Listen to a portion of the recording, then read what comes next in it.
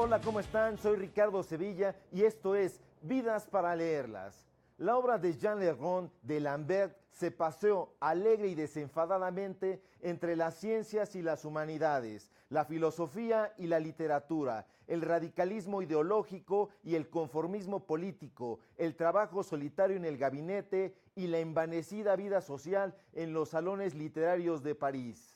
El celebérrimo filósofo de la Ilustración francesa, que hasta los 47 años se quedó a vivir en casa de su madre adoptiva, Madame Rousseau, se negó a ser un apóstata declarado como Voltaire, y su crítica a la religión estuvo atestada de metáforas, juicios velados y afirmaciones enrevesadas para que su escepticismo no hiciera enojar a las audiencias. Creo que la espiritualidad del alma y la existencia de Dios son verdades lo bastante claras como para no exigir pruebas muy cortas, le dijo en una carta a Federico II de Prusia. En la actualidad, muchos de sus develamientos en el campo de las matemáticas, la física y la astronomía siguen conservando cierta respetabilidad científica.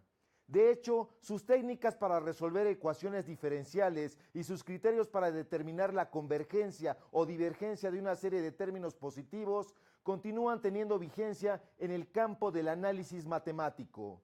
La importancia de sus aportaciones sobre temas políticos y filosóficos, en cambio, son valorados de un modo menos laudatorio. A decir verdad, muchas de sus prescripciones envejecieron. A la distancia, casi todas sus explicaciones nos resultan, cuando no aburridas, alambicadas, porque las más veces tiende a identificar y confundir partes esenciales de la física con las matemáticas. Es natural, no hay que olvidar que sus primeros maestros fueron tipos como Locke, Leibniz y Spinoza, y que su formación en ciencias exactas las abrevó directamente de las obras de los malebranchianos que introdujeron, usando la fuerza del calzador teológico, el cálculo infinitesimal en la gregaria Francia del siglo XVI. De ahí que algunos conserven todavía la duda sobre si realmente D'Alembert fue un newtoniano, un empirista o un escéptico. Jean Le Rond de D'Alembert fue un hombre de estatura media, casi bajo, siempre flaco, hablando de los términos físicos.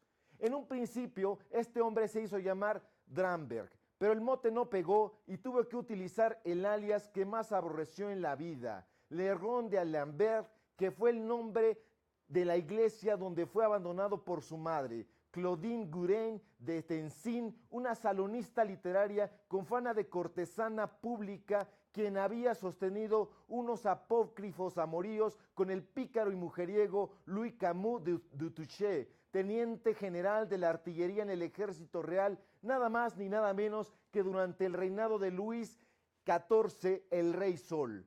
Al principio, el niño ingresó en el orfanato del templo, pero de Touchet, cuya destreza en la artillería y supuesto arrojo en el campo de batalla lo habían hecho acreedor al grado de comendador, se las arregló para enviar dinero de manera subrepticia a la familia de vidrieros que habían recogido a su pequeño bastardo para costearle los estudios. Los jansenistas, con quienes el futuro autor de los elementos de filosofía se educó durante su infancia y adolescencia, se opusieron enérgicamente a su ardor por las matemáticas de la misma manera y por las mismas razones por las que habían combatido su gusto por la poesía. Los seguidores del jansenismo, al ver que el muchacho era demasiado atrabancado e impetuoso, le aconsejaron que haría mejor dedicándose a leer libros de devoción, que él, por supuesto, recusó, porque dijo, lo aburrían mortalmente. El mismo D'Alembert nos cuenta en su correspondencia que en el Colegio de las Cuatro Naciones, donde las lecciones se centraban en el estudio de los clásicos y la retórica, tuvo que vérselas con un obscuro y mediocre profesor de filosofía, quien durante 2 años no hizo otra cosa que tratar de adiestrarlo en matemáticas y física cartesiana. Pese a la mediocridad de sus preceptores, además de la poesía y el mecanicismo, las matemáticas fueron la gran pasión de su juventud. Era un estudiante esforzado y algunos años más tarde sus hallazgos rindieron frutos y propiciaron que, no sin cierto estrépito abacial, pudiera ingresar en la Academia de Ciencias de Francia e incluso lo admitieran en los círculos literarios e intelectuales más selectos de París. Pese a todo, sus ingresos eran escasos. De cuando en cuando, al verlo tan menguado de dinero, sus amigos le ofrecían algún puesto para ayudarlo a sortear aquellos estragos. No obstante, decidió llevar una vida en armonía con sus exiguos recursos y deseoso de concederse tiempo para dedicarse de lleno al cultivo de la geometría, al principio declinó todas las ofertas. En 1740 se unió a las voces que criticaron flamígeramente las normas sociales e intelectuales de la época. Eso le bastó para atraer la atención de Diderot, quien primero lo haría su amigo y posteriormente lo invitaría a redactar el artículo preliminar para la enciclopedia.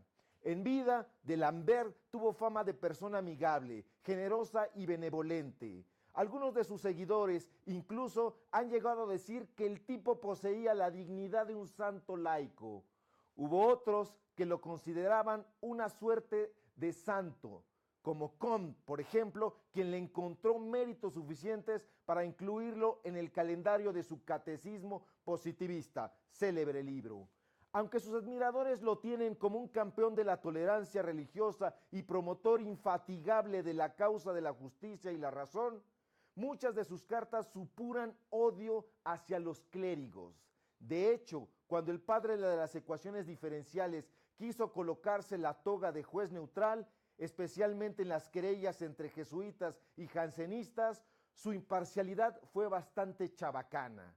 Fue, en muchos casos, un racionalista dogmático y prepotente, un filósofo de amplios principios, pero con fundamentos pantanosos, cuyo narcisismo le permitía declarar: la posteridad me agradecerá que haya tenido el valor de ser justo, pese a la envidia, a la camarilla, a los pequeños talentos, a sus panjeristas y a sus mecenas. Al ególatra enciclopedista, para hacerse el objetivo, le gustaba hablar de sí mismo en tercera persona, y en sus memorias se describe como un tipo a la vez muy alegre, muy dado a la melancolía, se abandona incluso a este último sentimiento con una especie de deleite y a esta propensión a afligirse que tiene naturalmente en su alma, y le vuelve bastante dado a escribir cosas tristes y patéticas. Así dijo: ya entrado en años, el viejo D'Alembert se dice enamorado de las mujeres y sin mediar afectaciones se pone cursi y exclama, emulando a su ídolo poético Torcuato Tasso: he perdido todo el tiempo que he pasado sin amar. Tipo habilidoso, Jean Le Rond D'Alembert fue un muchacho avispado que supo jugar muy bien su juego y gracias a que supo disfrazarse de árbitro recto e imparcial, logró conquistar una posición estratégica dentro del mundo intelectual, llegando a ser un hombre temido incluso por el poder y las influencias que detentó durante toda su vida. Yo soy Ricardo Sevilla y les recuerdo que fue el poeta Fernando Pessoa quien dijo: somos cuentos, contando cuentos, nada. Nos vemos la próxima.